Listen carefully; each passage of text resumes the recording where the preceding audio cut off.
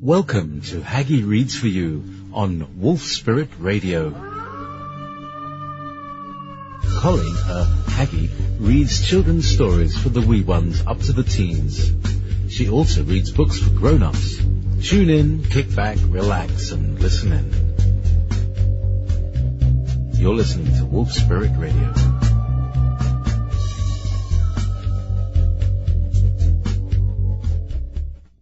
Hi everyone, it's Colleen, and it is Wednesday, November 25th, 2015, and it's Haggy Reads for You.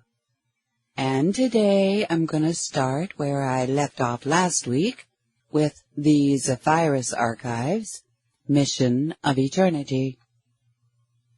Hotep stood in a statuesque pose and glared imperiously. As tension in the audience rose, Hotep raised his eyebrows and nodded toward the gong. The musician struck the gong, and Hotep loudly cleared his throat. "Greetings," he called out in Greek. He glanced down at the scroll, then repeated the greeting in Latin. He nodded condescendingly. "Good day," first in Greek, and then in Latin. "Welcome to our entertainment, one and all." He then mistranslated his Greek welcome into Latin as, "It's a pity to waste good wine on so much foreign rabble." All of the Romans chuckled, leaving everyone else confused. In Greek, "We hope you have enjoyed your feast." In Latin, "We hope you get sick and vomit." The Romans roared in response. At this point, the cultural diversity of the crowd appeared obvious. The Latin-speaking Romans only composed about a fifth of the audience, and became suddenly conspicuous by their mirth. In Greek, "The governor welcomes all of you to the palace." In Latin, "The governor can't wait to throw you beggars into the street." The Romans jeered and groaned, and most of them looked to Pontius, who wore an expression of shock. When he realized so many people were staring at him, he burst into giggles and flopped forward, face first onto the table. The Romans applauded his comedic response. Hotep continued in Greek, "We have a special announcement to make." In Latin, "I have fleas in my turban." Again the Romans rollicked, and some of the other guests began chuckling at the Romans. Hotep continued reading from the scroll with an air of dignity. In Greek, "We are about to reveal an astonishing secret." In Latin, "I will shove this message up your ass." The Romans began falling off their seats or pounding on the tables, shrieking gleefully. Pontius convulsed in hysterics, with tears rolling down his cheeks, and Joseph asked, "What's he saying? Translate it for me." Pontius could only quiver and shake his head. Joseph mumbled, "I take it for granted the lines are funny, but I don't need to understand the lines to appreciate his flawless comedic delivery." Hotep rolled up the scroll, retied the ribbon, and gingerly ensconced the scroll within the folds of his mantle. When he raised his head to speak, the scroll fell out of his garments onto the floor. He picked it up, feigning embarrassment, and put on a show of taking extra care to secure it in his mantle. When it fell onto the floor a second time, he performed a series of comic faces worthy of Zephyrus, picked up the scroll, scrutinized it briefly, and flung it over his shoulder behind the stage. He struck his regal pose again, as he waited for the commotion to settle. His face broke into a friendly smile, and he spoke only in common Greek. "We do have a special announcement. First, we convey greetings from Herod Antipas, along with his apologies for not being able to join us. However, he has commissioned a member of his family to represent him." "His wife?" He hesitated as though unsure of himself. You know, the other wife, the new one, the stepwife, or whatever you'd call her. Most of the audience knew of the scandal surrounding Herod's acquisition of this particular wife, and reacted in rhapsodic disbelief at hearing the controversy turned into comedy. Hotep continued his act of uncertainty. You know, the wife he abducted from his brother. The audience response grew bolder. The one he bought, or stole. If he wearies of her soon and gives her back, we might say he borrowed her. People began expressing their amusement more freely at the sheer audacity of what they were hearing. I'm sure you know which one I'm talking about. The one who changed her name to Herodias. Hotep pretended to scratch his turban. She must have put a lot of thought into that. People smiled and glanced around, wondering if Herod's wife could possibly be present.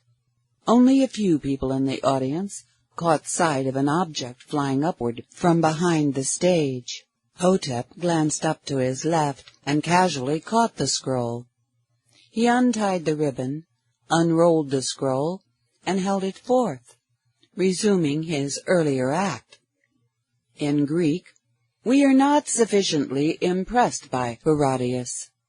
In Latin, we didn't want the old battle-axe. Again, only the Romans rollicked. In Greek, we decided to commission her daughter, Salome. In Latin, we hired the one who still has teeth.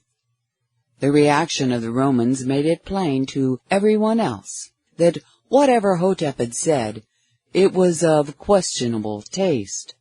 In Greek, we have decided you would prefer the exotic dancer.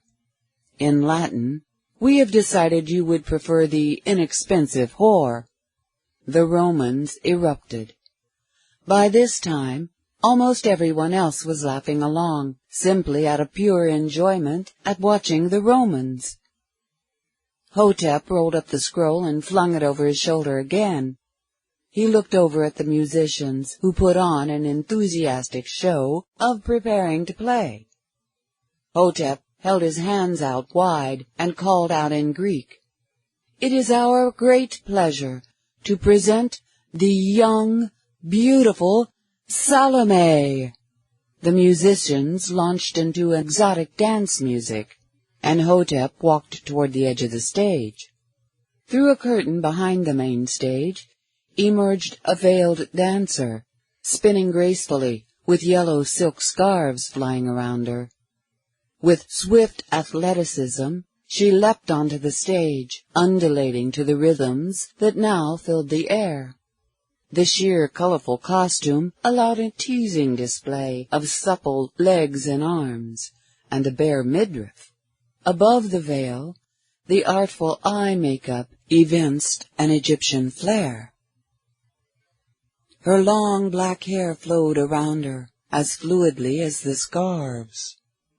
The hair moved in concert with the yellow tassel atop the headdress. The audience cheered progressively louder, with more appreciation as the dance grew more provocative.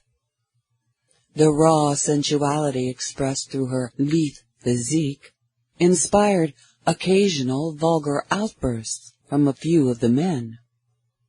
Without taking his eyes off the dancer, Joseph tilted his head toward Pontius and observed, "She's a big girl." Pontius narrowed his eyes and adjusted his focus. "There's something really strange about this." "Yes, but it can't be Salome in any case," Joseph stated with certainty. "Besides, she's too light-complected." "And her aura's too bright," Pontius mused, "and too familiar. This can't really be what I think it is." The music and the dance built upon each other, until the dancer performed an astonishing acrobatic move and stopped with a violent jerk. The headdress and veil flew off her head, but so did her hair. Every bit as abruptly, the music ended. The entire crowd fell silent and gawked in stunned disbelief at the beautifully ornamented but motionless dancer with the short, light brown hair, who suddenly grinned impishly and launched into ridiculously exaggerated primping. The face also performed a succession of comical expressions, which helped the crowd realize it was Zephyrus. Women started screaming in delight as the men tried to recover their wits. Several women taunted the men who had shouted the lewd comments. Joseph shouted, "Oh my God! That girl was right! He did it!" Pontius rose to his feet and started passionately clapping his hands. "Magnificent!" Gradually, as more people recuperated from their shock, the cheering escalated. People jumped up and down, pounded on the tables, and wailed in amazement. Wearing a pathetic grin, Zephyrus tiptoed a few feet and bent over to retrieve the headdress. 2 breast-shaped bean bags fell out of the top of the costume. Zephyrus stood up, looking thoroughly abashed, and holding the headdress in front of his flat chest. Hotep ran forward and scooped up the bean bags. Hotep smiled innocently as he commenced a grand display of juggling the pair of bean bags. He ended the juggling act shortly, and held the bean bags out for the audience to see. They were beige, with small brown tassels at the front. Only the people close to the stage could see them clearly, but the humor was not lost on anyone in the banquet hall. Hotep started a vain attempt at helping Zephyrus work the bean bags into the front of the costume. Zephyrus continued overacting his embarrassed femininity, playfully slapping Hotep's hands and shrieking, "No!" in a shrill falsetto. A bean bag dropped to the floor, and Hotep retrieved it. Hotep looked around as though in desperation, and signaled to the musicians. As Hotep resumed his travesty with Zephyrus, the musicians put on an act of half-heartedly bumbling their way into a humoresque based on their own dance music, awkward, hesitant, disjointed. Another bean bag fell to the floor. Hotep bent down to grab it, and Zephyrus turned his back to the audience and skittered to the back of the stage.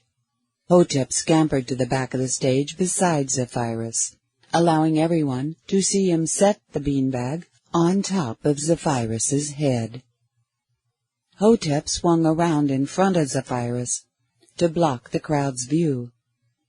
Opening his mantle and holding it out wide on both sides to create a privacy screen, Hotep glanced nervously over his shoulder at the crowd. The musicians kept looking at each other as though in confusion, and their parody of the dance music grew funnier. The audience began settling back into their seats. The hall was filled with the sounds of chatter and laughter, punctuated by the comical music. Hidden behind Hotep's privacy screen, Zephyrus had restored his costume to its original condition. He reached into Hotep's mantle and drew forth a device of his own invention from an interior pocket. He worked swiftly and diligently to insert the device into his own costume. "This thing had better work," he muttered. "I tested it several times," whispered Hotep. "It's fully functional. Are you ready yet?" "Let me pull on the string and make sure." Zephyrus tested his device and heaved a sigh of relief. "Let's go." Hotep spun around and made a dramatic gesture to the musicians, who immediately swept into their previous lush, sensuous dance music. From behind the curtain emerged another dancer, who virtually flew onto the stage, moving with a grace and sensuality that stunned the audience into silence. With her olive skin complected as deeply as Hotep's coppery hue, and unveiled, this petite and beautiful dancer left no doubt as to her gender.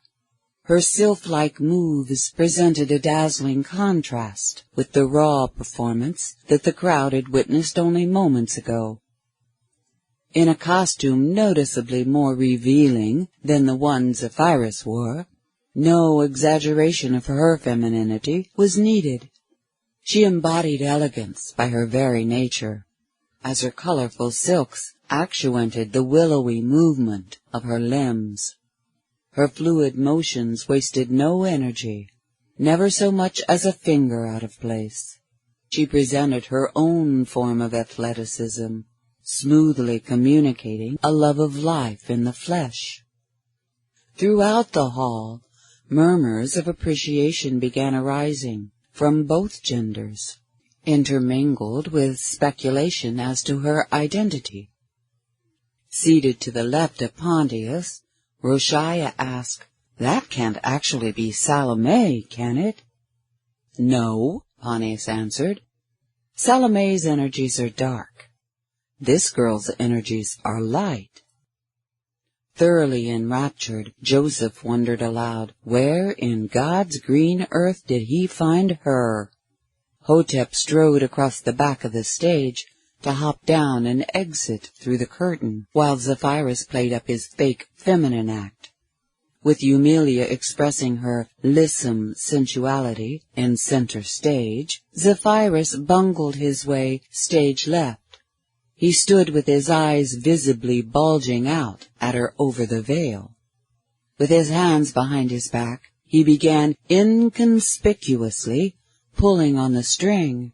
He had spent a fortnight perfecting his invention for this moment. Eumelia danced her way over to Zephyrus in a repeat of her performance the previous evening in his quarters. As he continued pulling on the string, it raised the wooden rod he had inserted into the crotch of the costume. Eumelia carefully avoided blocking anyone's view. She incorporated a series of delicate hand motions, as though conjuring forth his manhood. The rod continued rising until it had created the visual effect of a foot-long erection draped in red silk. The audience's reaction escalated into a raucous ovation. Without breaking her rhythm, Eumelia fondled the beanbag breasts and stroked the wooden erection. Zephyrus enacted a display of gender confusion that sent the crowd into hysterics. With a perfect sense of timing, he ran off the stage and through the curtain as though scandalized. Having the stage to herself, Eumelia launched into an aspiring demonstration of her abilities.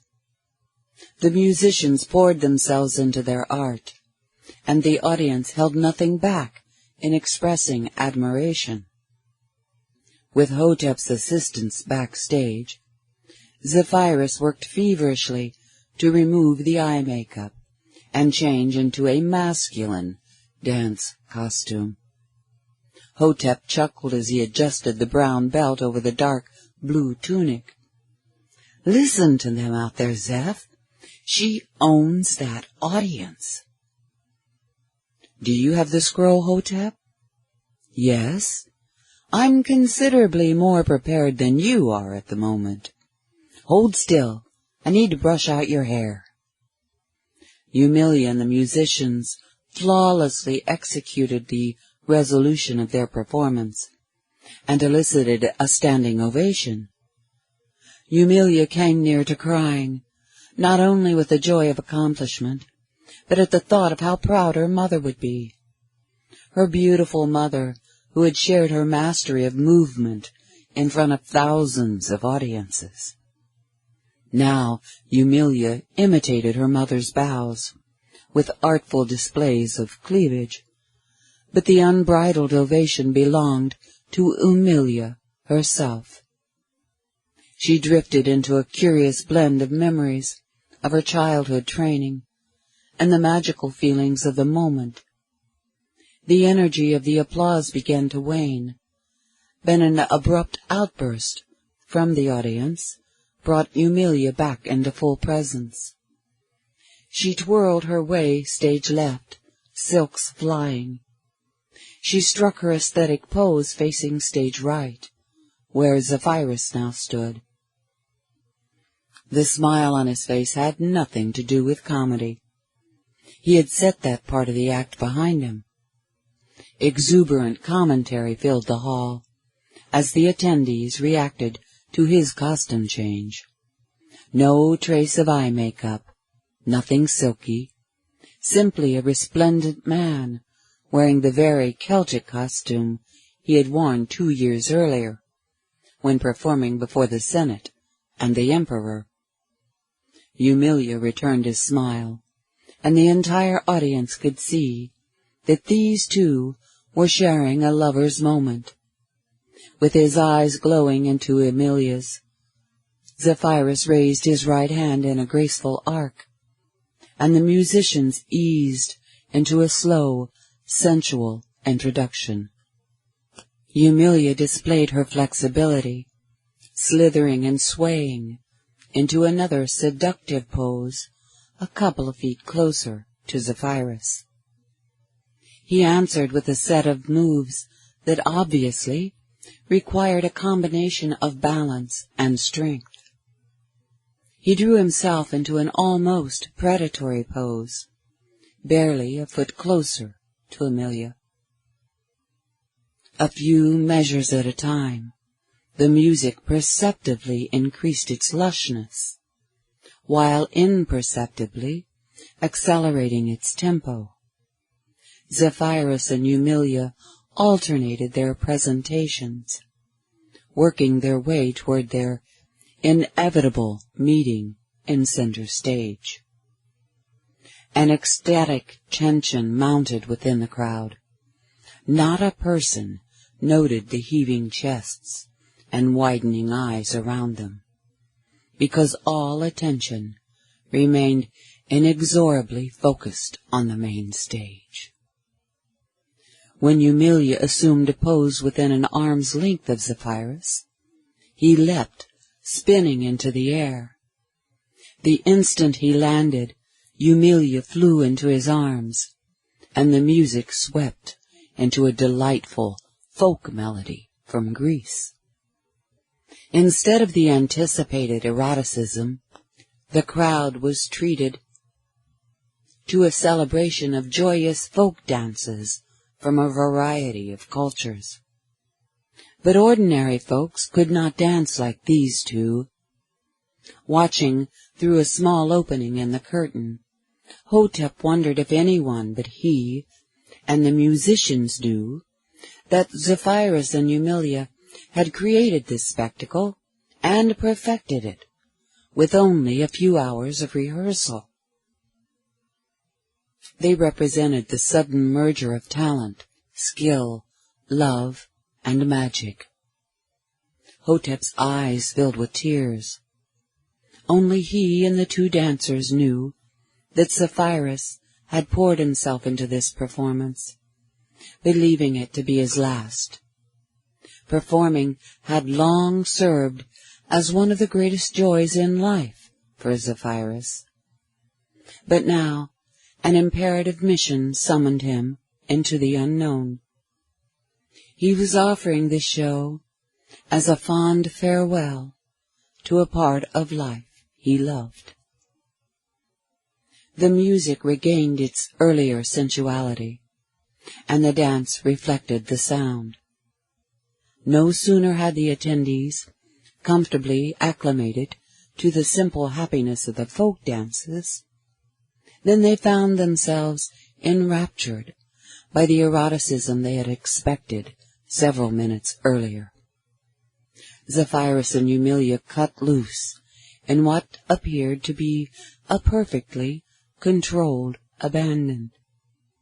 They surrendered themselves to the currents of the river of life, entrusting their bodies to the spirit of their own combined magic. The music and the dance climbed into breathtaking heights, and the crowd sat enamored as the crescendo nearly strained credibility.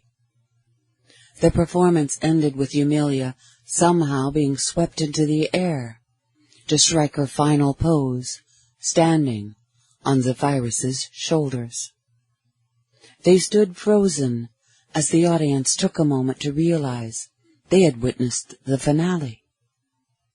Sporadic applause rose from the crowd, and the energy soon built upon itself, with the response growing into an actual ovation. Zephyrus braced himself as Eumelia jumped upward and slightly forward, turning in mid-air. Rushing up to catch her by the hips, Zephyrus pulled her onto himself. Their final pose triggered an eruption of cheering. With Eumelia's arms and legs wrapped around Zephyrus, they kissed passionately in the midst of the din. Eventually, Zephyrus eased Eumelia to the floor. They turned to face the audience, holding hands, bowed, straightened up, and waved. Smiling ecstatically, they turned and ran off the stage. Hotep pulled the curtain aside so they could run through it unhindered. "I could barely believe you two did that with so little practice." "Listen to that crowd." "You're going to have to go out for another bow." Breathing harder than usual, Zephyrus jokingly asked, "Are you stalling for some reason?" Hotep grinned and shook his head. "No, I'm ready to do my part. It's going to be so much fun to be the final act." He pulled the curtain open. "Go acknowledge your accolades." Zephyrus and Eumelia ran out and leapt onto the stage, and the clamor intensified. They danced their final bows and calmly walked off the stage, waving and smiling. As the standing ovation waned, Hotep regally strode through the curtain and stepped up into the stage. He found himself greeted by a wave of giddy anticipation. When he reached into the folds of his emerald green mantle and brandished forth the all too familiar scroll, people howled in recognition. All manner of comments were shouted, and people reeled at the thought of what was coming. One of the musicians raced over to the edge of the stage and struck the gong, and the sound elicited a full-blown ovation. "Pontius, you have to translate this for me this time," Joseph insisted. Jacob leaned forward to peer around Joseph. "I agree. Please, Governor, I don't want to miss anything." In a rare act of spontaneity, Roshiah stood up and shouted in Greek, "Who needs an interpreter?" The idea spread rapidly, and jubilant Romans distributed themselves throughout the throng. Hotep walked up to the apron of the stage and raised his eyebrows as he untied the ribbon. After a well-timed comic pause, he called out, "Are all the interpreters in place?" A few more people scrambled around the room, mostly foreign guests looking for a Roman. Hotep revealed in the response. People were beside themselves with silliness before he delivered his first line. He unfurled the scroll and held it forth. Even such a basic gesture drew a cheer. As before, he issued his initial proclamation in Greek. "They have truly demonstrated that dance is the embodiment of the arts." In Latin, they are probably copulating backstage. Pontius guffawed with the rest of the Romans. He leaned against Joseph. He said they're probably copulating backstage. Joseph and Jacob burst out laughing, and the hall witnessed a quick succession of similar outbursts. In Greek, "May our blessings go with them." In Latin, "I'm so jealous I could spit." Another uproar by the Romans was followed by a brief pause, and then ripples of appreciation from various parts of the audience. Happily observing the process of humorous dissemination, Pontius experienced a wave of intense energy. He entered a frozen moment, realizing that Zephyrus had engineered the finale so that the Romans would become the most popular people in the room. Each time Hotep delivered a line in Latin, the majority of the guests leaned eagerly toward the nearest Roman.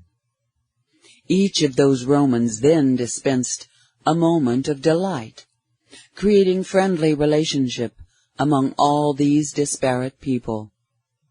Even in this, the Pax Romana was served.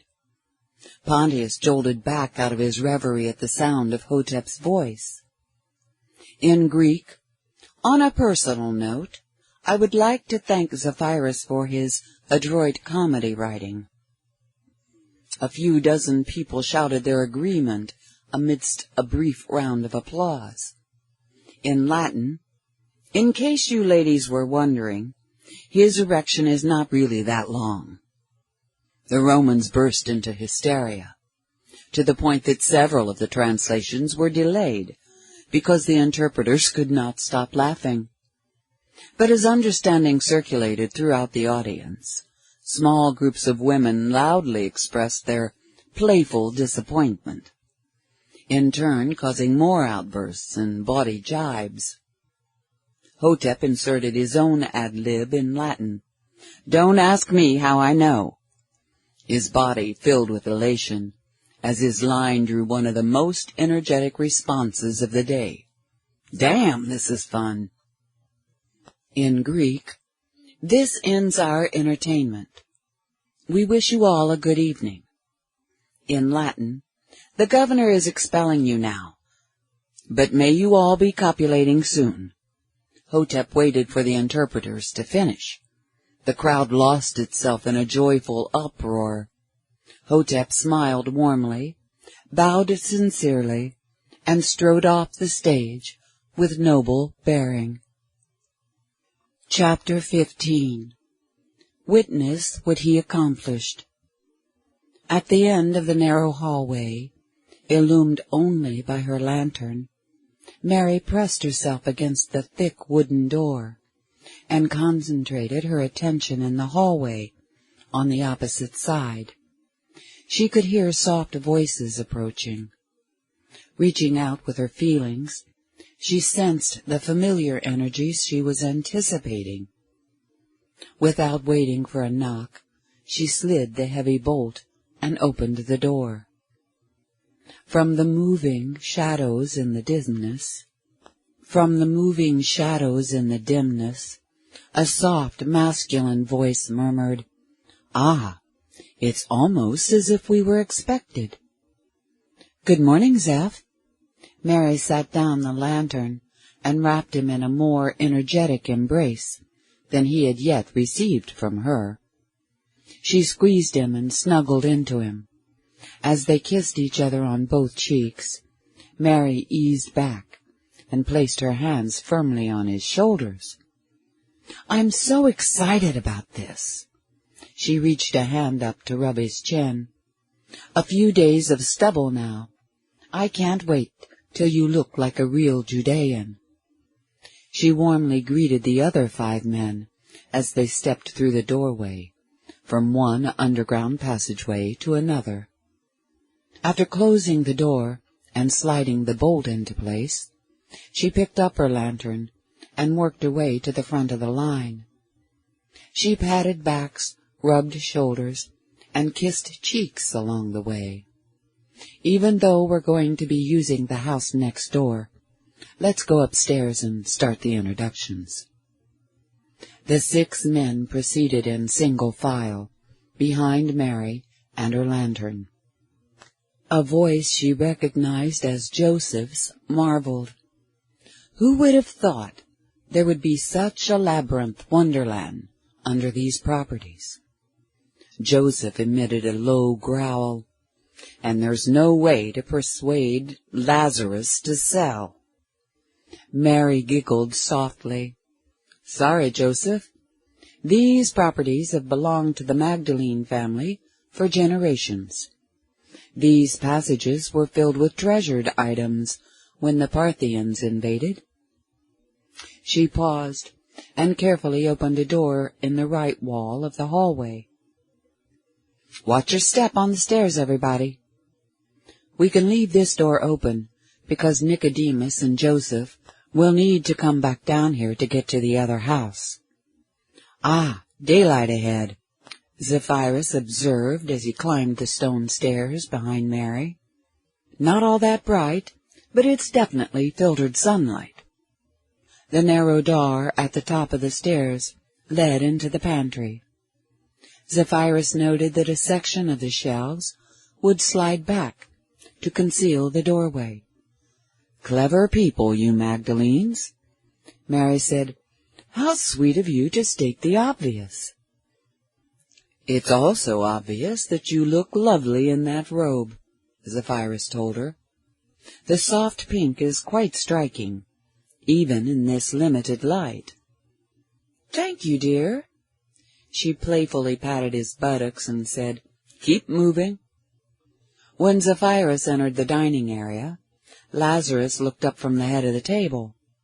Well, it's my favorite Hebrew Roman, with a shadow on his face. Lazarus rose to his feet, and Zephyrus moved around the table to embrace him.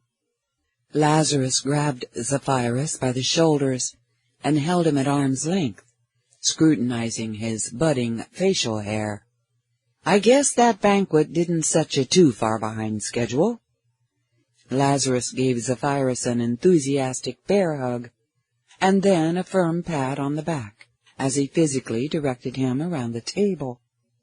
Nice cloak, Zeph. Joseph has fine taste. That royal blue brings out the light blue in your eyes. Good morning, Zeph. Martha greeted him in a neutral tone.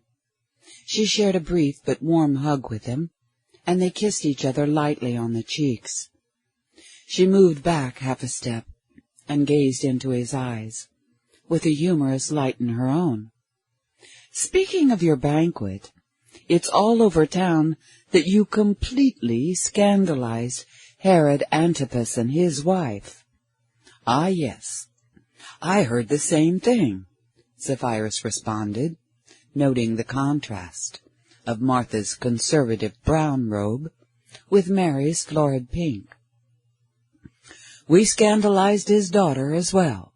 No, wait, it's her daughter, not his. Those folks are so confusing. Everyone in the room chuckled at the comment, as Lazarus opened his arms in another greeting. It's our two secret emissaries from the Sanhedrin. How do you like our tunnel system? Joseph placed his hands on his hips and jokingly glared. I'm so jealous I could spit. As Lazarus and Nicodemus proceeded to share their greetings, Joseph turned back to Mary. He fondled the sleeve of her lush robe. This can't be much more than 2 years old. I'm glad such beautiful dye wasn't wasted on mediocre cloth. How can you discern the age of textiles? Asked Mary. I can't, replied Joseph. It's merely that I imported that particular dye a little less than 3 years ago. Zeph! Sweeping in from the other room, Joanna threw herself into a tight embrace with him. Good morning, Rabbi. Joanna giggled and clasped him all the more firmly. I knew you were going to call me that. You are such a rascal. I'm simply going to have to get used to it. Martha rubbed at Joanna's shoulders and told her, Good luck, Rabbi. I'm not sure how much you'll be able to teach that rascal. Joanna spasmed in ecstatic amazement at the sound of Martha calling her Rabbi. Still gripping Zephyrus, she turned her head and put on a voice of self-righteousness. Well, I, for one, have faith. Mary snuggled into Joanna from behind and kissed her hair. Good. I'm glad you have faith. You're going to need it. Lazarus exclaimed.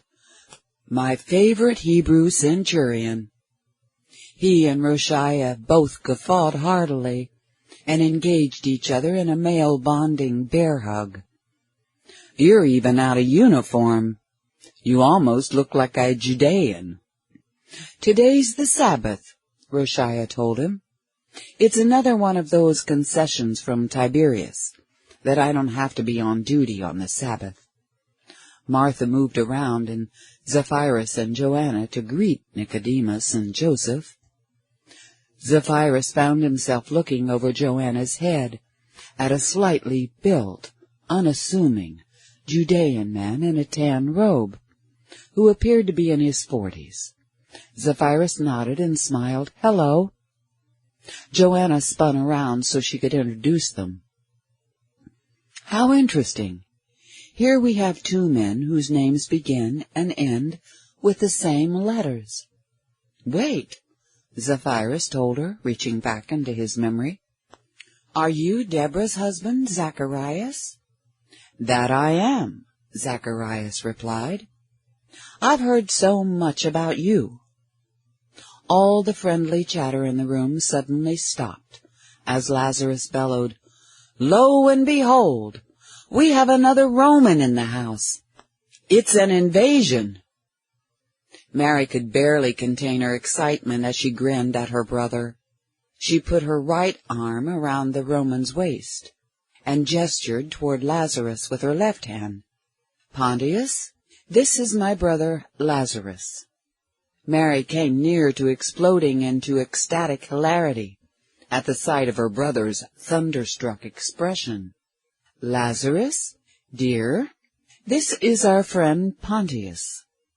Lazarus collapsed backwards into his chair, gaping stupidly up at Pontius. Everyone else in the room reeled in delight at the spectacle, as Lazarus overplayed his reaction. "Pontius? As in Pontius Pilate? As in Governor Pontius Pilate?" Pontius chuckled and slowly nodded. "Hello, Lazarus." Lazarus glanced around at everyone else, most of whom were sufficiently acquainted with him to read that he was preparing for one of his impish pronouncements. Lazarus pounded his right fist on the table. "I'd like to thank my dear sisters for warning me." He stood up and sportingly glared at each of them in turn, and then slumped forward as though to collapse onto the table. He pushed himself away from the table and fell back onto his chair. "And to think we sat here at this very table about a week ago, fretting over the quality of Yeshua's following." "And you haven't even met the most prestigious member of our party," said Pontius. "You've all heard of how Zephyrus made a laughingstock out of Herod Antipas at our banquet. Although Zephyrus wrote the lines, it was Hotep who delivered them." Pontius felt elated to step aside and gesture toward Hotep. Only days ago, Pontius would have never dreamed of according a slave such an introduction, and to at least some degree, meaning what he said. Lazarus eyed Hotep carefully, a couple inches taller than Pontius, with a countenance that lived up to the description Mary and Martha had provided. Draped in a blue-green cloak provided by Joseph, Hotep appeared nothing like a slave. There was something intriguing in those dark, deep eyes, something Lazarus liked. "Lazarus, dear," Martha addressed him, in what he called her big sister-teasing little brother voice, "are you overwhelmed by meeting such important people, or are you simply being rude?" "A little of both," he mumbled, still staring into Hotep's eyes. He shifted his gaze over to Pontius, and impishly added, "but mostly being rude." Pontius played along, shrugging off the comment. "It's your home." Lazarus responded with one of his most obnoxious guffaws. He stood up and opened his arms wide. "Then let me officially welcome both of these august guests to the Magdalene household. Nicodemus lay on his back, his tall frame stretching nearly the entire length of the long, narrow healing table. He followed Yeshua's instructions for breathing patterns and allowed the sound of Yeshua's voice to vibrate throughout his body. Nicodemus drifted in wonderment, lacking a frame of reference for this experience of healing energies. Yeshua stood at the foot of the healing table, and the other 15 people sat cross-legged on cushions, arranged in a circle around the perimeter of the carpeted room. Most of the room's usual furnishings had been stacked in the corners. Yeshua nodded to Zephyrus. "All right, Zeph.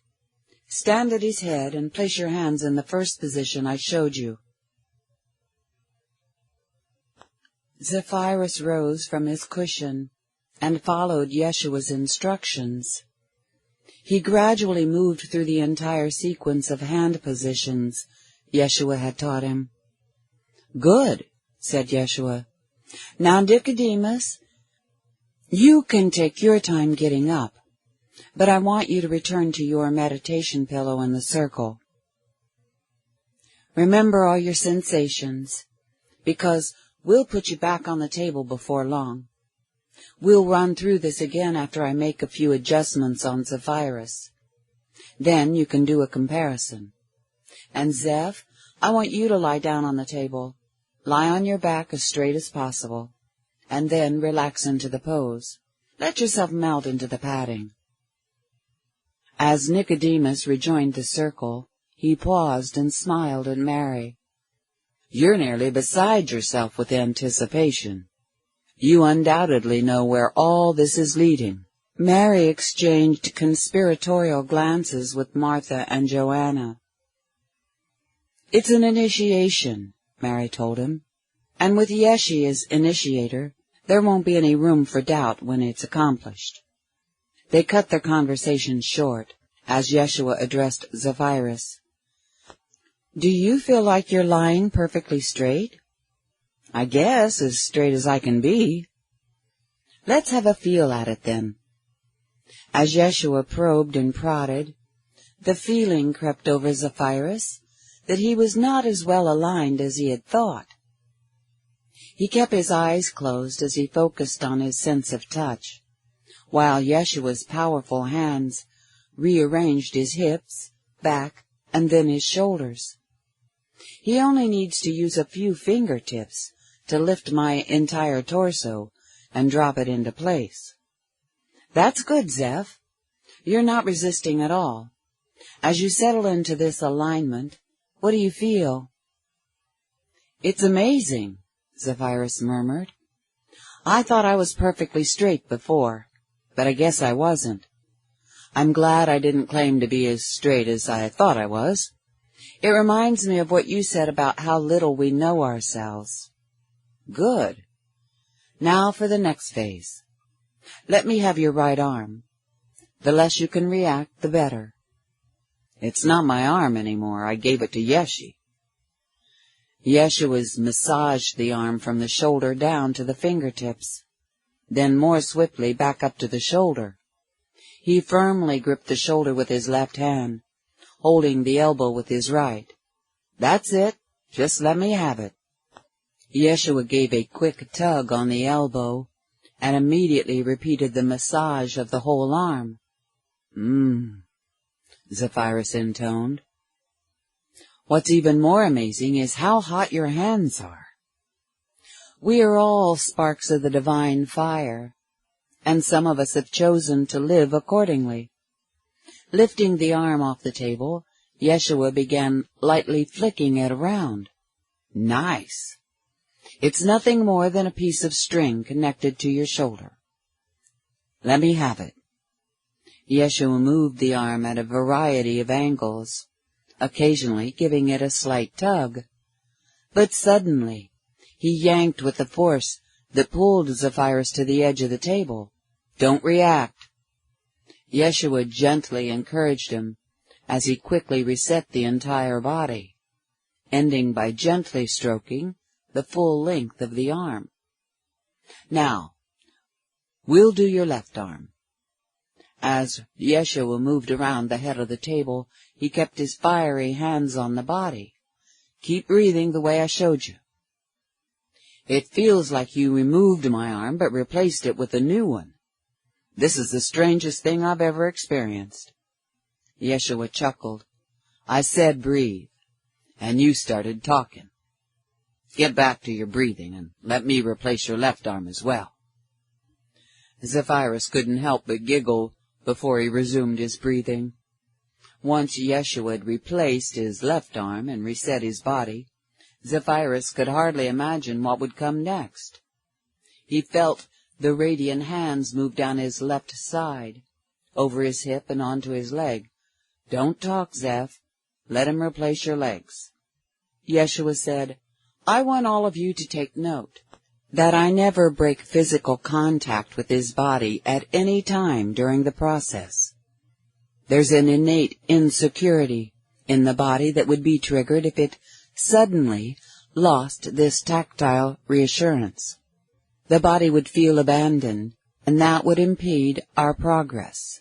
I can say it out loud in words if I feel it would help, but I'm incessantly communicating it with my energies.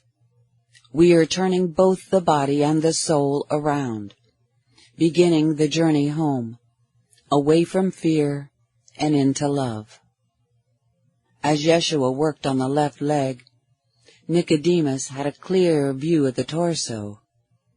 His sharp eyes, the trained eyes of a healer, drank in every detail of the breathing and positioning. This is beyond fascinating. If I could prepare someone like this before they even started taking the remedies.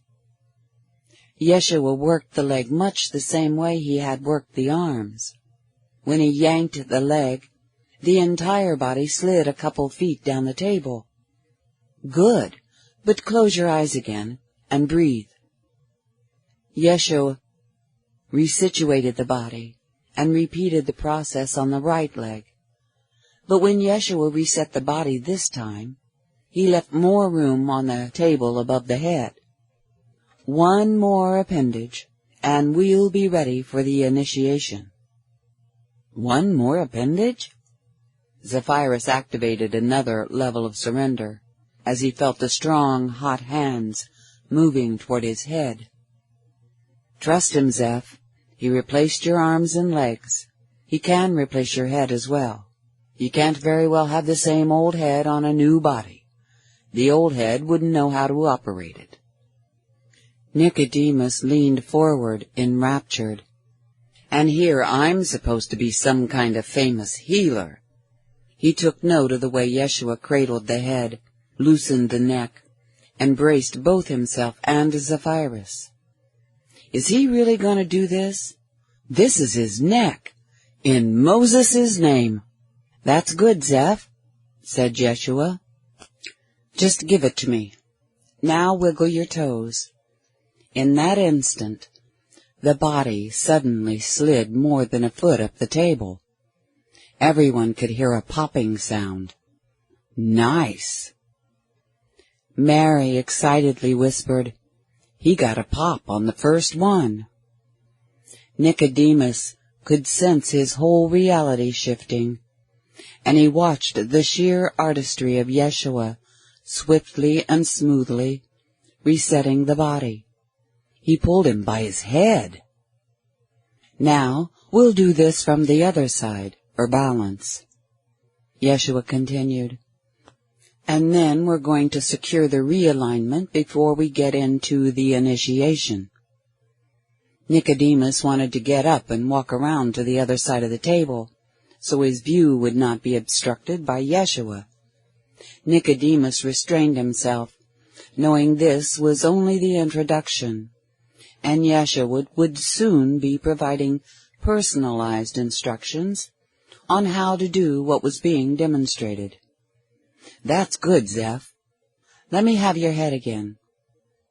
I always put it back where it belongs after I finish. Wiggle your toes again, and now your fingers. Yeshua whipped the body up the table. Excellent! Zephyrus didn't know if he could move, and had no interest in trying. He could hear Mary whispering. That was more of a clunk than a pop. Maybe so, Mary, but it sure sounded louder here inside my head. And now all I want to do is melt into those hands. Yeshua's voice reassured him. That's beautiful. You're pliable as a piece of dough being shaped for baking. Once his body had been completely realigned, Zephyrus felt Yeshua's hands assume a supportive position under his neck and skull. This is like being in one of the suns or stars or whatever they are. His hands, how can something be so hot and yet not burn? Zephyrus allowed his whole being to be absorbed into the essence of the experience. Yeshua sensed when Zephyrus was ready for initiation. You can remain as you are for the first phase of the initiation. Not that you have any inclination to move at the moment. Yeshua began softly speaking in Pali, a language no one else in the room could speak, although Yeshua's initiates recognized a lot of the words. With his right forefinger, Yeshua traced the corresponding written symbols of key words over various parts of Zephyrus's body. Nicodemus found himself no less fascinated than before, although this unfamiliar process appeared far less dramatic than the adjustments that had just preceded it. He loved watching the delicate hand movements, and somehow understood that the energies of the words and the symbols were being sealed in each successive part of the body. Nicodemus also noted how pleased Yeshua seemed to be with whatever was being accomplished, all the way down to the soles of the feet. I'm going to help you sit up now, Zeph. Keep your eyes closed and adjust your breathing as your body moves. Yeshua guided Zephyrus in turning on his right side and sitting up, with his forelegs hanging over the side of the table. Yeshua kept his hands busy, reinforcing the new alignments.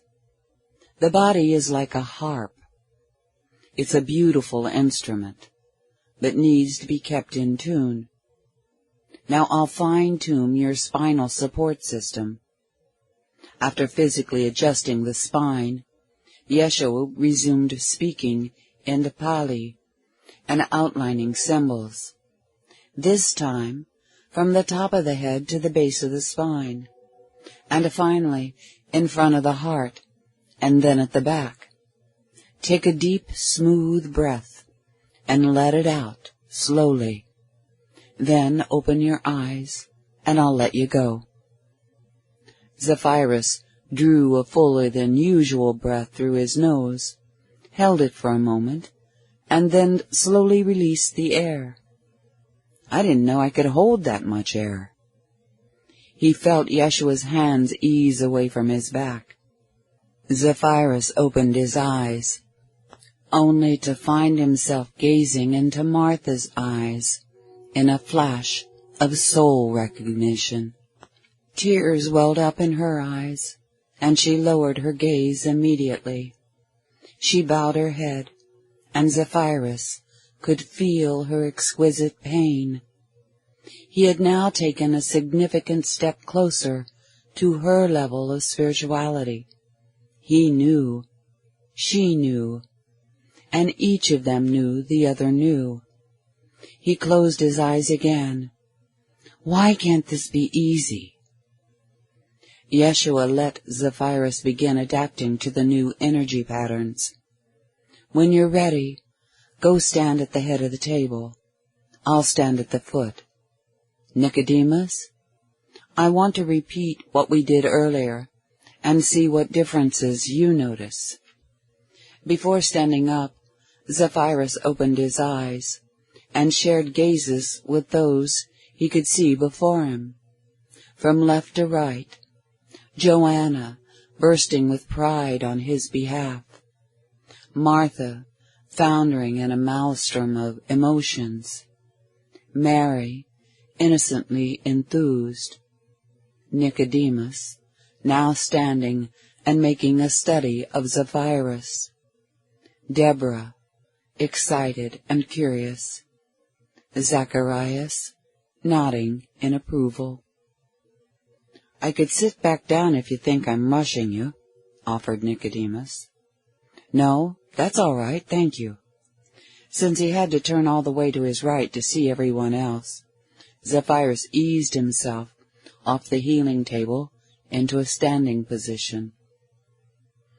As he moved toward the head of the table, he shared smiles with the two young women, Naomi and Leah, whom he had met only this morning. Then Hotep, with more power behind his eyes than Zephyrus had previously seen.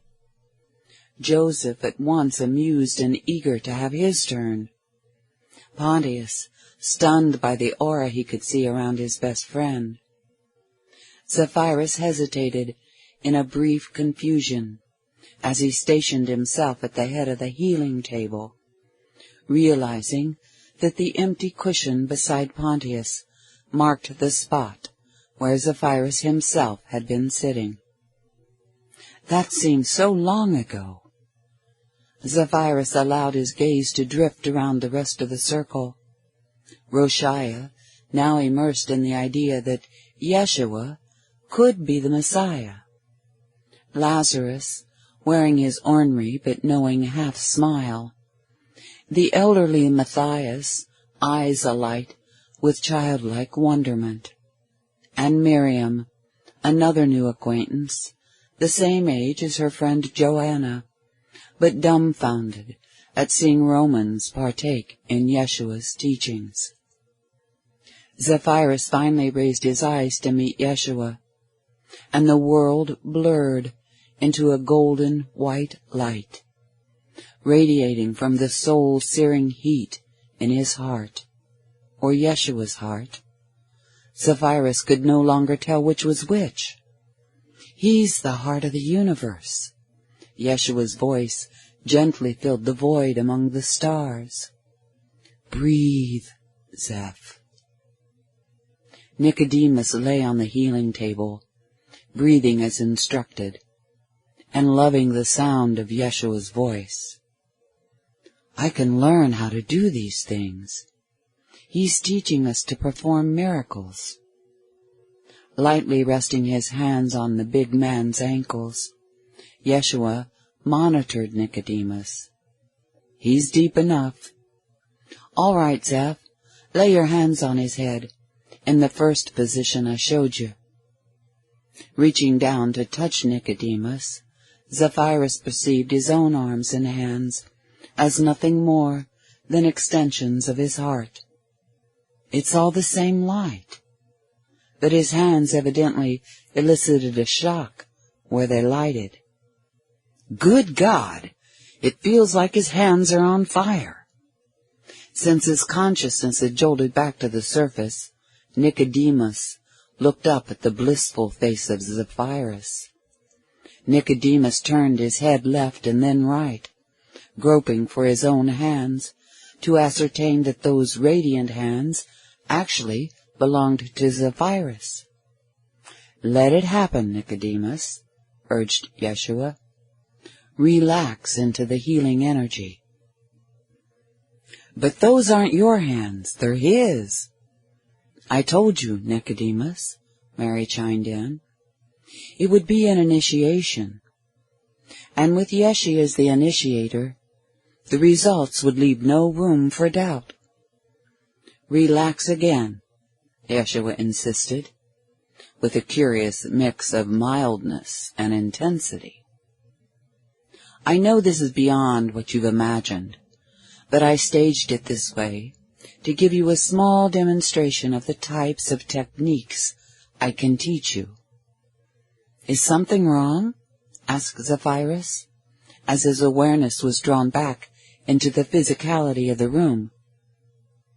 "Everything's fine, Zeph," Yeshua assured him. "You're doing beautifully. Close your eyes again. Breathe.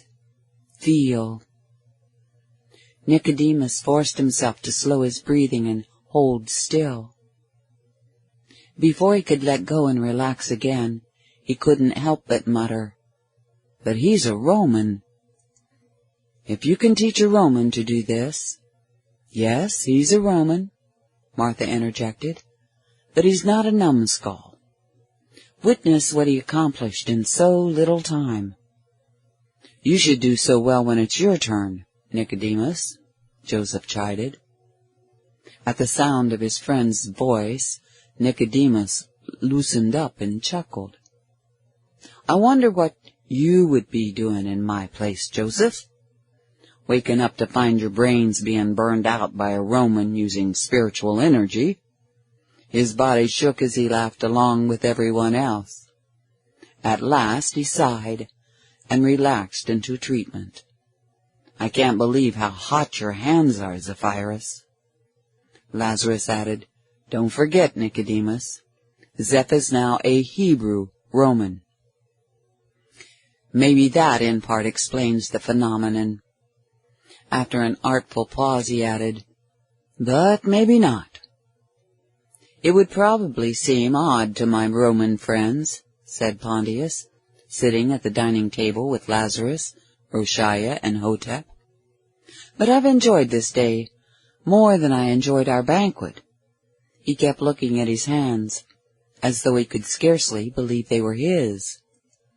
He cupped them over his eyes, as he'd been doing periodically all afternoon. "This heat feels really comforting." From behind him a familiar voice declared, "I admit defeat." Pontius kept his palms over his eyes. "It sounds like Zephyrus, but the words are all wrong. Somebody must be doing an impression of him, although Zeph is the only person I've encountered in Judea who could do such a perfect imitation of anybody. And the real Zephyrus would never say any such thing." Zephyrus and Joanna had just entered the dining area. Zephyrus walked up behind Pontius and gently laid his hands on either side of Pontius's neck. Joanna snuggled up next to Zephyrus and placed her hands on Pontius's shoulders. Pontius emitted a sound of ecstasy. "Oh my, I'm in heaven." "I admit defeat," Zephyrus repeated. "Yeshua's entertainment here today has overshadowed mine at the banquet. I've been outdone." "But you played a significant part in Yeshua's entertainment," Yeshaya reminded him. Lazarus guffawed as he pounded both fists on the table a few times. "That bit was Nicodemus and Zephyrus was the funniest thing I've ever seen. Yeshi created the perfect setup." He leaned back in his chair at the head of the table and roared at the ceiling, "Oh, how have the mighty fallen!" "Lazarus, go easy on Nicodemus," Joanna pleaded. "Look at the progress he's made in so little time, especially considering his background." "Oh, back off, Joanna," chided Lazarus. "I'm only making fun of him because I like him. And you know what his most impressive shift is? He now laughs at all my priest jokes. And for a chief priest, that's amazing." All the others traded jibes. Zephyrus felt his awareness drawn to the next room, where Martha was helping Mary and Miriam with food preparation. Another Sabbath violation, according to various fanatics. He heard Martha tell Mary, "I'll go pick some more." Martha moved out of his line of sight, gracefully flowing toward the side door. It's a chance to speak with her alone. As he wondered how he could discreetly excuse himself, a pair of warm hands gripped his shoulders. Hotep whispered, Let me work my hands in to replace yours, and then you can head straight for the garden. You might not get another chance like this today." Without another word, the change of hands was executed as though rehearsed, and Zephyrus quietly slipped away toward the side door. Mary gave him a sly and inscrutable glance out of the corner of her eye, but held her silence as he stepped outside. The sun still shone, but the shadows were growing long. Zephyrus caught sight of Martha, lightly treading toward one of the fig trees. Ah, the early figs. They're supposed to be ready all round Passover time. Watching her from behind, he remembered when they had first met, and he had followed her through the house. Oh my! The grace, the beauty, the love. Back then, he had merely wanted to emulate the delicacy of her stride. But now, he wanted to embody her level of spiritual advancement. So much energy welled up within him, he could not even swallow. "Come on, Zeph. This is hardly the time to get paralyzed." Reaching within, he tapped into the energy newly unleashed by Yeshua. "Don't block it." Yeshua's words resounded within his body. This particular energy can only move in one direction, out. He could still hear and feel the sound of Yeshua's voice within his body. Spontaneously, his body drew a full breath and gently released it. His vision began swimming as he walked slowly toward Martha. Reaching up toward a cluster of spring figs, Martha caught sight of a movement in her peripheral vision. What began as a casual glimpse flooded her consciousness with 1,000 simultaneous thoughts and feelings. "I'm out here alone." Martha's heart literally fluttered in a wave of minuscule spasms. Why is he doing this? Her hand movements became disjointed, unsure of whether they were going to pick some figs or cover her heart. "I'm sorry, Martha," Zephyrus gushed. "I'm so sorry. I don't want to upset you, but I wanted to talk to you alone, just for a moment.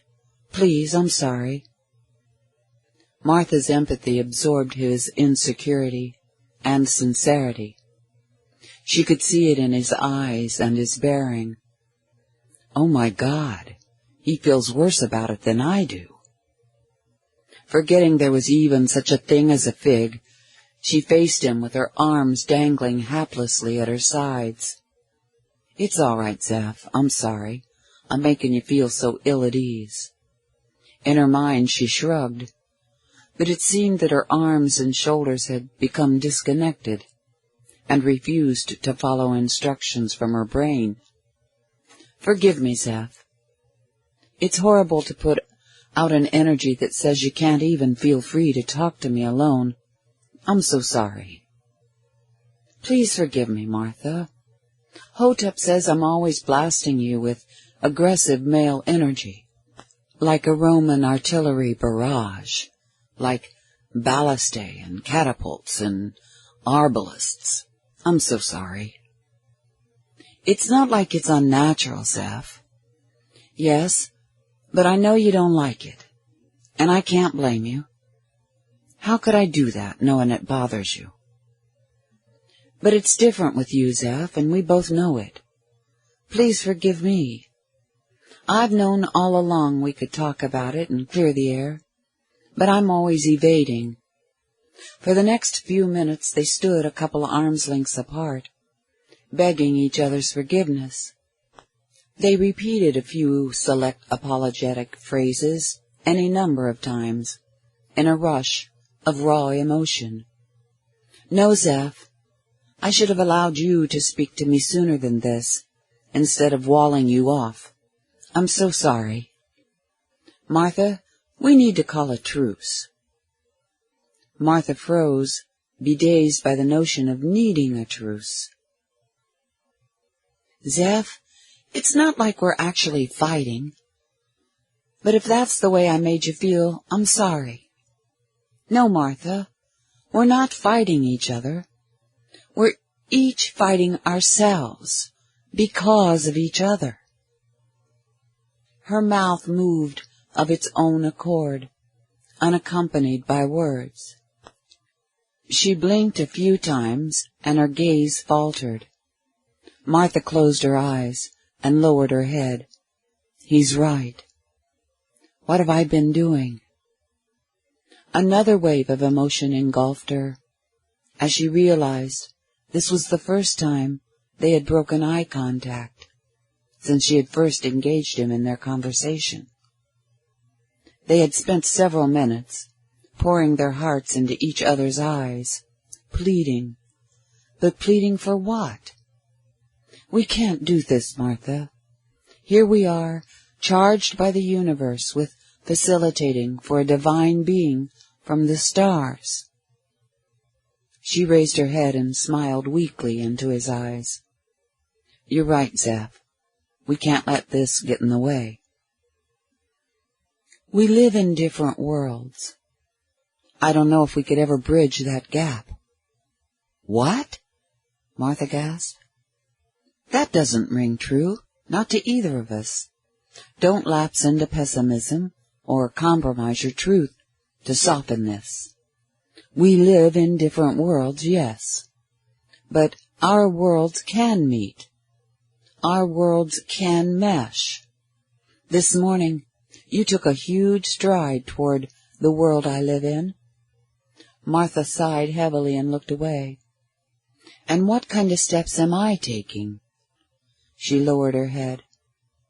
I don't know that I've budged. Zephyrus wanted to hold her, to comfort her, but his feet would not move in her direction. Terrific. I can take a giant spiritual step into her world, but I can't walk 5 tiny steps to give her a hug. Thanks for speaking out on my behalf this morning. Well, it's... Martha blushed as her eyes met his again, but her mind wavered among all the things she would like to say, and she lowered her eyes again. This is ridiculous. I can't even get embarrassed without him feeling it with his empathy, and that's even more embarrassing. We need to be friends, Martha. We have to be able to work together and support Yeshi. As she lifted her gaze to him, her strength restored itself in her eyes. And it would help so much if we got to know each other, Zeph. If we need to reach an understanding and establish some boundaries, fine. But we need to be open. Dear God, look at this. He's afraid to give me a hug. He thinks it would be an invasion. Drop the barriers, Martha. Empowered by a resurgence of her usual self, she resolutely strode forward and threw herself into a full frontal embrace with Zephyrus. She held nothing back. She nestled and snuggled and felt him gradually melt into acceptance. We're both so empathic, he whispered as he nuzzled her. It shouldn't pose any problem learning to understand each other thoroughly. Zephyrus dissolved his inner shielding, as he had learned on his first night with Eumelia. He soon found himself enveloped in the healing heat Yeshua had released within him. Is this mine or hers, or ours, or Yeshi's? Or some combination? Or does it matter? Not until he unreservedly surrendered to it did he sense Martha's level of adeptness with such energies. This is the real Martha. Yeshi initiated her 2 years ago, and she's worked with him ever since. This woman, whose full height barely reached his chin, lived the life of a spiritual giant. Zephyrus held his empathy open. He felt her, and felt her feeling him, as they breathed into each other's energy. But for now, Martha, we still live in different worlds. Chapter 16. We embark on a new journey. Martha closed her eyes and lifted her face to the mid-morning sun, savoring the perfumes of the palace gardens. As Yeshua had taught her, she contemplated the Roman love of life. Notwithstanding the harshness of the Roman Empire, there still emanated a love that transcended the underlying brutality. This courtyard stood as a shrine, devoted to the creation of nature and its beauty. This is the part of the Romans we want to touch. This is the part of Zephyrus I want to stimulate. Images of Zephyrus whirled within her system until her heart ached and her eyes teared. Drawing a deep, slow breath, Martha surrendered this wave of emotion to the universe. As she gently exhaled, she became aware of someone's attention upon her. So she opened her eyes and found herself receiving an ardently admiring gaze from a lovely young woman standing about 10 feet away. Picturesque in a light blue robe of rich weave, she graced Martha with a beatific smile. During the early morning session, Martha had taken note of her, obviously close friends with Hotep, and with Zephyrus as well. "Hello, Martha. I've been so excited about getting to meet you." Total sincerity. "Your name is Eumelia?" "Yes. I owe you such a debt of gratitude." Sprightly skipping forward, Eumelia threw herself into sharing an embrace. She giggled at the confusion she could sense within Martha. Eumelia poured herself completely into their connection, marveling that anyone besides Yeshua could have developed such an energy field. But then, she actually lives with Yeshua. No wonder Zeph is so taken with her. She's a living goddess. Martha's empathy absorbed Eumelia's angelic innocence. So young, so alive, so sweet. Martha cuddled Eumelia as she would a young child. "And why do you feel you owe me so much a debt of gratitude?" "Because of everything you've done for Zephyrus," Eumelia replied. "Don't you think it's largely Yeshua's doing?" asked Martha. "There's no denying Yeshua's influence." Eumelia eased her grip on Martha, taking a step back and holding both of Martha's hands in her own. "But it's your influence that has had a particular impact on Zephyrus that I'm grateful for." A wave of thoughts and feelings engulfed Martha. She steadied herself, then slipped her hands out of Eumelia's and placed them on either side of Eumelia's face. Martha leaned forward and graced Eumelia's lips with a maternal kiss. "I have 100 theories already, but why don't you simply explain what you mean?"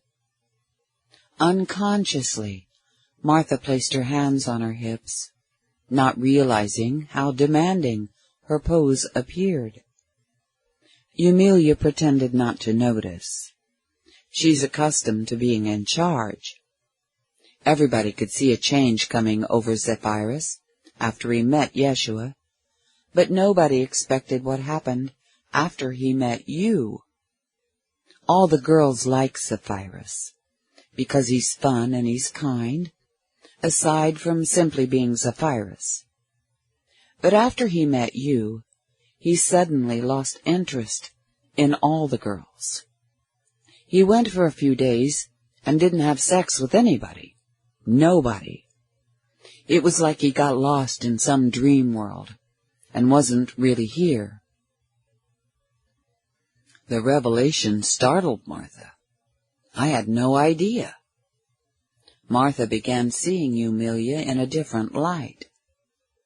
You seem to be a source of perspectives I would appreciate. Let's take a little stroll through the courtyard and you can enlighten me. As they began moseying among the flowers, Eumelia continued. Then one evening the governor told Zephyrus to snap out of it and go recruit a couple of his favorite serving girls for a romp in the bath. But Zeph had found out I'd just come of age, so he sent Hotep to come and get me, and only me. Zeph still has no interest in any other women, even the ones who were his favorites, which is amazing. And so now I have him all to myself, which is even more astounding. Martha stopped at the flowering bush and drew the purple blossoms to her nose. That fragrance is delicious. I don't recognize the flower. They must have imported these for the governor's gardens. She glanced slyly out of the corner of her eye at Eumelia. For a Roman man in a position of power, this is a story to strain credibility. But I know Zephyrus has devoted himself to learning from Yeshua, so he's going through profound changes, and not merely changes, but a genuine transformation. Martha, I know the way Zephyrus feels about you, and I know it's confusing for you because of your own feelings contradicting your background.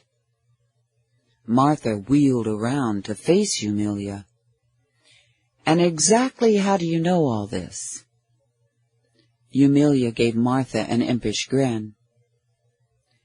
Zeph has explained a lot, which is another fantastic thing, because he confides in me. But Hotep has expounded quite a bit as well. Hotep knows a lot more than people realize. Martha heaved a sigh and smiled in resignation. Dear, sweet Hotep, I should have known better than to think I could keep secrets around here. We don't need secrets, Martha, Eumelia emphatically stated, especially you and I. In fact, you and I need to get something out into the open. Loving Zephyrus cannot become a matter of competition between us. The insistence in Eumelia's voice prompted Martha to briefly, but deeply, study Eumelia's countenance. You remind me of my sister. You're slightly younger in body than Mary is, and the same probably applies to soul age. You two are so mischievous and strong-headed, but your hearts are pure, and I see a strength in your eyes, much like the strength I see in Mary's. Like Mary, you're talented and capable, and as you grow older, your past life abilities and qualities will manifest. I would love to be like another sister to you, Martha, Eumelia told her. But we need to acknowledge we're already sharing Zeph, because we share his heart. Lots of men have 2 wives, Martha, sometimes even 3, and Judean culture seems to set the limit at 4. I want you to know I'm willing to share, without reservation, especially since I would be sharing with you. Now that I've met you, you're like a goddess to me. I would have no problem living as a second wife and little sister to a goddess. While absorbing the compliment on one level, Martha indulged in a touch of sarcasm. And if it turns out to be 3 or 4 wives, not to mention the concubines and mistresses, Eumelia grinned wide-eyed at Martha, feeling delighted in experiencing a display of such attitude from the goddess.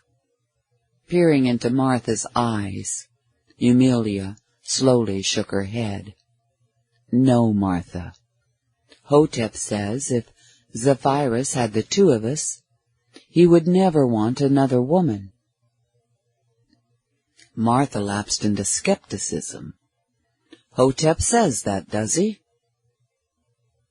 Eumelia directed her intensity into Martha's eyes. "Hotep knows things, Martha. This all sounds crazy to me, too. Only a month ago, my dream was for Zeph to be my first lover, the first of many. I thought the most I could hope for would be for him to make me one of his favorites when he came to Jerusalem for the holidays. Now I'm his only lover, and I'm dreaming about marriage. A month ago, I would have thought such ideas were insane." Eumelia paused and playfully smirked. "And you might as well get used to seeing me around, sister dear, because Zephyrus is taking me with him on the road to follow Yeshua." After gawking in surprise at Eumelia, Martha turned and sniffed the purple flowers again. "Let's walk a little more, and you can fill in a few details. First of all, why wouldn't a beautiful girl like you have plenty of marriage prospects?"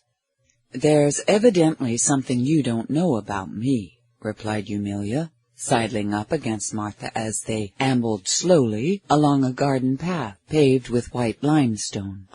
"Since the age of 9, I've been one of the serving girls here at the palace. I'm a slave. We don't have the same opportunities the rest of you have." Martha swung around in front of Eumelia, hugging her tightly. She moved back a step with her hands on Eumelia's shoulders, so she could stare into Eumelia's eyes. "Your story contains elements that are difficult to accept, but your soul tells me you're speaking the truth." Martha fondled the folds of Eumelia's lush robe. "It's as nice as anything I own. So now Pontius is dressing all the serving girls like this?"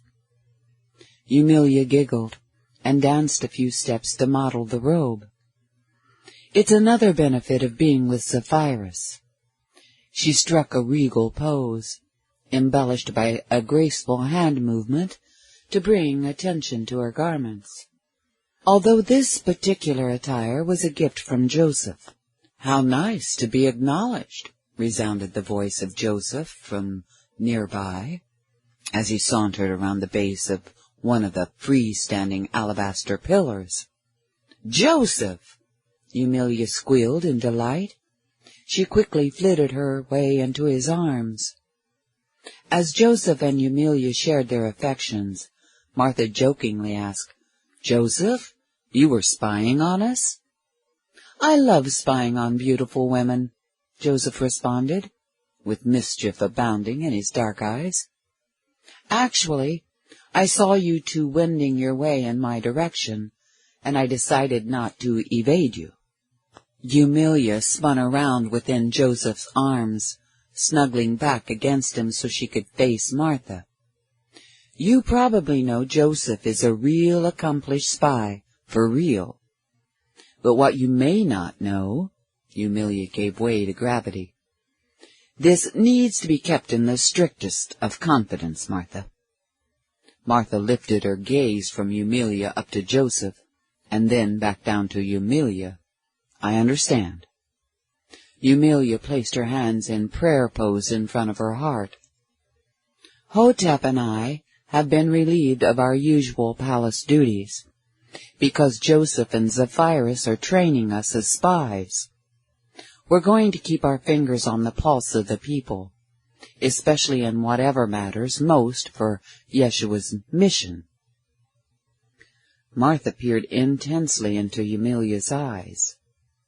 "And of course our dear friend Joseph provides all the appropriate costuming for everyone's new roles. "I detect a bit of an edge in your voice, Martha," Joseph commented flatly. Softening his voice, he added, "But I understand you've just met Eumelia, and she undoubtedly spoke to you as plainly as she told me she would. And you feel hard-pressed to absorb the shock of it, since we'll be going inside shortly for the next session, and Zephyrus will be there. As the foremost of Yeshua's healers and teachers, you don't want to let those feelings get in your way." Drawing a full breath, Martha's expression waxed into a form of concentration the other two had never seen. Their eyes widened as Martha shifted her demeanor, raising her hands to her heart, then fanning them outward. She stood breathing deeply for a moment, as though holding forth an offering. "I'm going to drop this energy into the earth. It's a bunch of dung anyway. This energy will fertilize the gardens and serve a beneficial purpose." With a deliberate gesture of release, her countenance transformed. "You actually did exactly what you said you would," Joseph observed. "I could sense the energy sink into the ground. That was the most impressive thing I've ever seen," explained Eumelia. She slipped out of Joseph's arms and hopped forward to embrace Martha. "I want to learn to handle myself like that. You cleared it all away. I can feel it in you. That I can't feel it in you, because it's gone." Martha remained silent with her eyes closed, but warmly hugged Eumelia. "You'll be learning from a master, Eumelia," said Joseph. Eumelia nestled into Martha. "Mary is doubly blessed. She has you for a sister, and Yeshua for a husband." Martha stood a couple of inches taller than Eumelia, and she tipped her head to nuzzle Eumelia's hair, whispering, "Thank you, dear." Allowing herself to melt into Martha, Eumelia murmured, "And speaking of a husband, about my earlier comment, you can believe what Hotep says." "Hotep is a man of astute observation," Joseph added, smiling in appreciation at the friendship taking place in front of him. "So whatever you may have doubted, Martha, I would advise trusting it." "But it's not only his powers of observation," Eumelia insisted as she drew back, so she could hold Martha's hands and gaze into her eyes. "Hotep says he learned something valuable years ago. The way he puts it, if he always wants his words to be trusted, then he never talks out of his ass." As Martha cut loose into giggles, doubling over and covering her mouth, Joseph walked forward, saying, "So wise for one so young. He means what he says, and says what he means, much like Yeshua." Joseph reached out to enfold Martha in his arms, "And much like a certain wise woman I'm getting to know and love." "Hotep is funny about it," said Eumelia, "but I think it's brilliant. It's a true principle." "Indeed it is," Joseph agreed.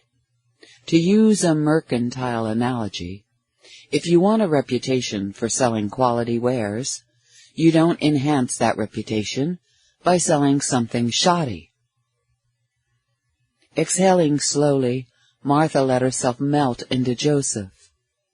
They stood in silence as Eumelia quietly sidled up to them and snuggled into a three-way hug.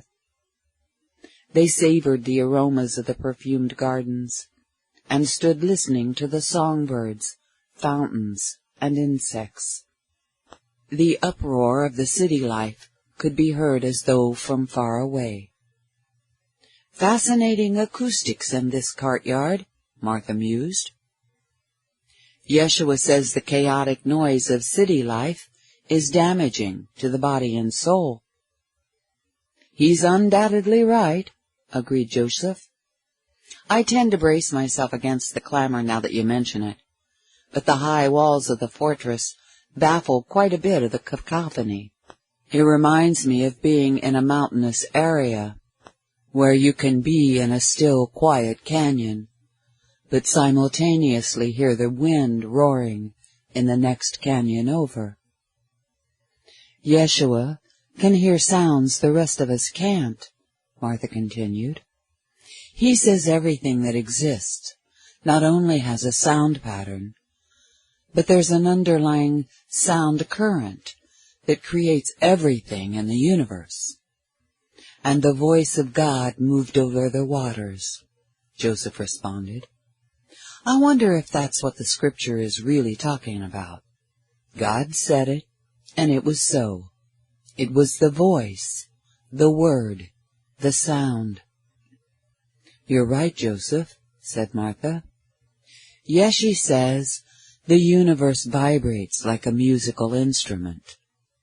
The music of God emanates from the heart of creation and flows through endless space, creating everything we know or could ever imagine. Most of the noise humans generate undermines the subtle sound currents of the audible river of life. And since all cities have their roots in fear, their noise encourages more fear instead of love. Eumelia stirred and nestled into Joseph and Martha. This is so interesting, Martha. It's as though cities poison the river of life. That gives me something else to ponder, especially since I love music. If it weren't for business and holidays, Joseph murmured, I would probably never enter Jerusalem. Maybe this is why, aside from the crime, the stench, and the general insanity. Here comes Hotep, said Martha, as she withdrew and turned toward one of the flowering bushes. It's time to go back inside. You may notice we Magdalenes spend most of our time in Bethany or Galilee, and not in Jerusalem. Martha sniffed one of the purple blossoms on the bush. It's good to be friends with the governor. I'm sure Pontius won't mind if we harvest seeds from some of these imported plants. As Eumelia skipped over to savor the flowers with Martha, Joseph raised his eyebrows and glanced around the gardens. I'm sure there must be plenty more unnoticed plants that we could import and export. Standing beside one of the fountains, Joanna drilled Zephyrus on appropriate Judean inflection when speaking Aramaic. She smiled at most of his attempts at mimicking her accent.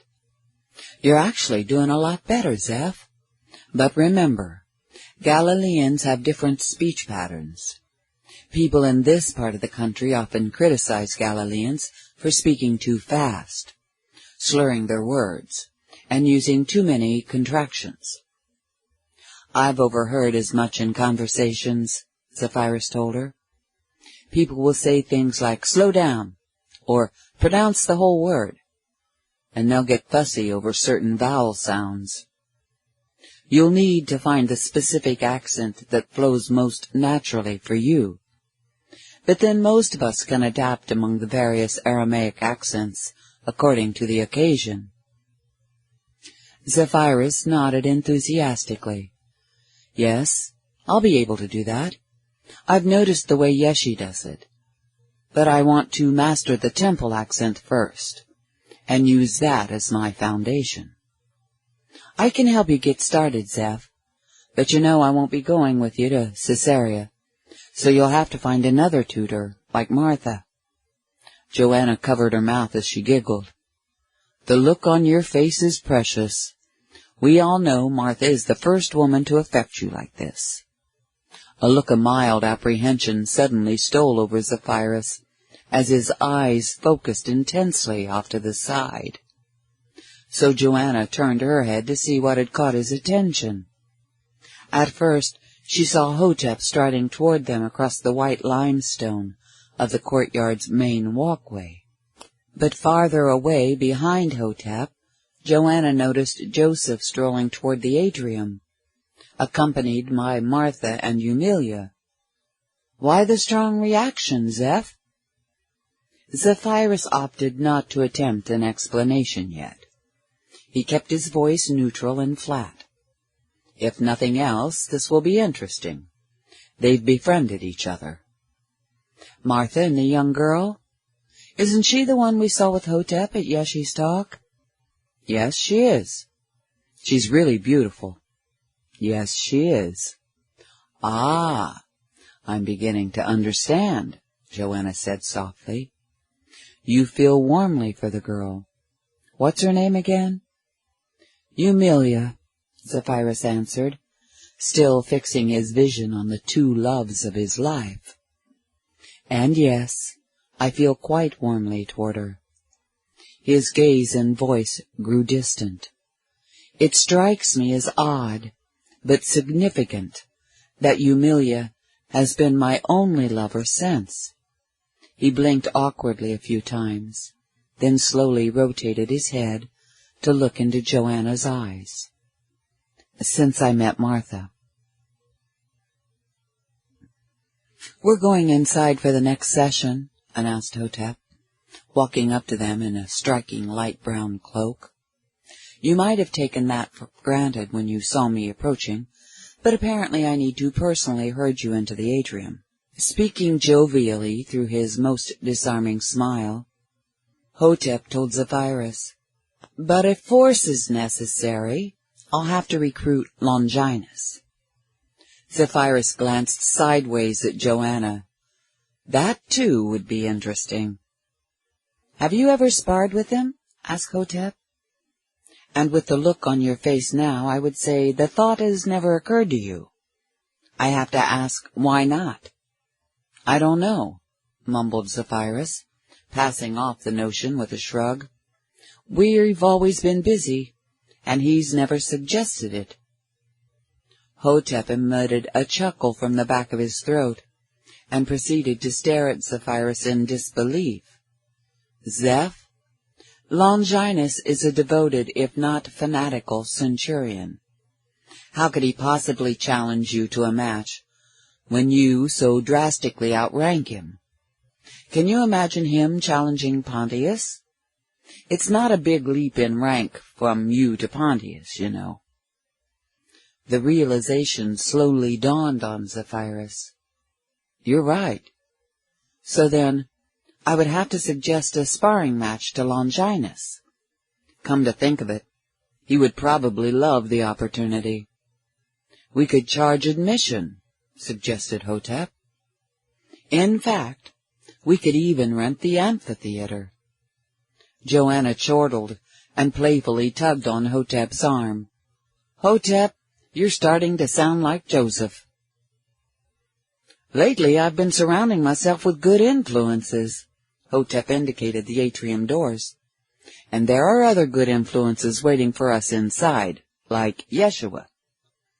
Zephyrus, Hotep, and Joanna shifted their conversation to Yeshua's teachings and healing abilities as they ambled through the courtyard toward the atrium. The doors stood open, waiting for them. But they felt no need to rush, as they recounted how much had been learned and accomplished in the morning session. "We could go on learning from him for the rest of our lives," marveled Hotep. "And we probably couldn't learn half of what he has to offer. I guess we'll have to track him down in our future lives." "No," Zephyrus and Joanna responded at the same time, as they moved across the threshold onto the mosaic floor. They smiled at each other and spun around in front of Hotep, blocking him from fully entering the atrium. "It's now or never, Hotep," Joanna whispered. "This will be his only lifetime among us. After that, it will be entirely up to us to carry on as best we can." "Soul-wise, he's not one of us," murmured Zephyrus. "Yeshua came here from another world, from out in the midst of the stars. He has taken on one specific mission, to anchor the energies of divine love into a fear-based world. He says the day will come when the love will finally prevail over the fear, against all odds. But Joanna is right. It will fall upon us to accomplish the task, without Yeshua here to hold our hands. "You 3 laggards are welcome to join us," Pontius called out from the cluster of more than 30 people in the center of the atrium. Joanna placed her right hand over Hotep's heart and peered intensely into his eyes. "It's best if we don't discuss this openly." Hotep slowly nodded, assimilating the otherworldly nature of their assertion. "I'll contemplate this. Actually, it might explain a few things I've wondered about. And you're right. There's no way most people could stretch their imaginations far enough to grasp the concept, much less accept it as reality." Before moving to join the group, Zephyrus told Hotep, "Take it as a compliment that I even mentioned it to you. I haven't even shared this with Pontius yet." "Well, I guess I'm gonna have to end there. I hope you're all enjoying this as much as I am enjoying reading. I really hate to stop reading this. At any rate, again, I thank y'all for listening, and I'll see y'all later. Bye now."